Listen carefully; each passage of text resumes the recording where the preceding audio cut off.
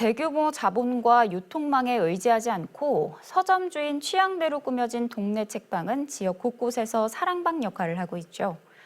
오늘 뉴스엔 이 사람에서는 이 독립서점의 가치와 함께 지속적인 운영을 위한 보완점을 들어봅니다. 아주대학교 사회학과 노명우 교수를 만났습니다.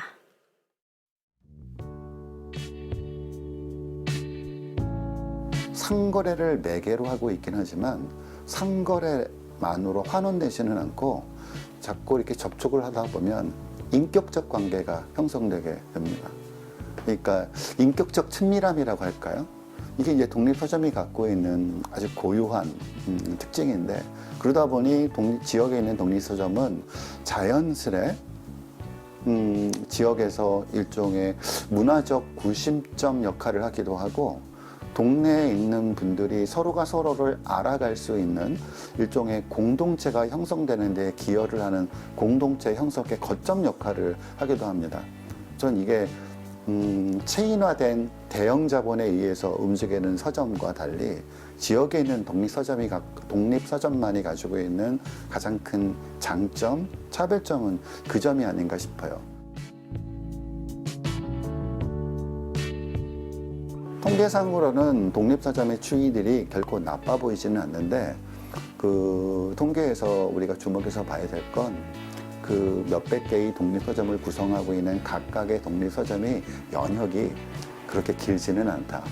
그리고 한 5년 이상 정도 돼서 지역에서 어느 정도 뿌리를 내고 지역의 구심점 역할을 할 수 있는 기반이 만들어진 그 서점이 그 전체 서점 숫자 중에서 몇 % 정도 차지되는가, 그런 걸 좀 상세하게 들여다볼 필요가 있지, 전체 독립서점의 숫자가 늘어나고 있다는 건 저는 잘못하면 우리가 통계에 의한 착시 효과에 빠질 수도 있는 위험성도 있다고 생각합니다.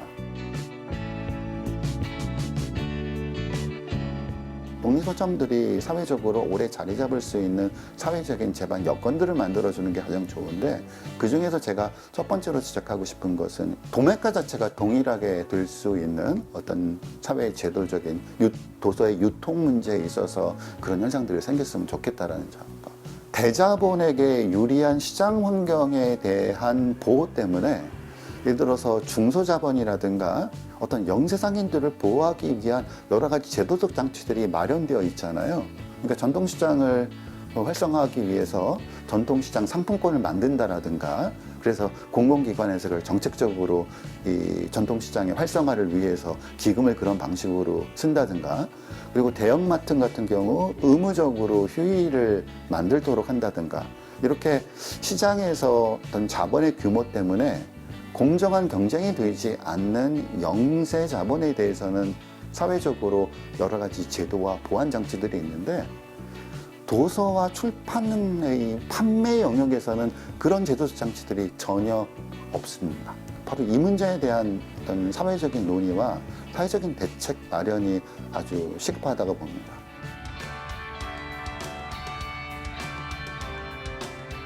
한국은 문화적 다양성이 굉장히 부족한 나라예요.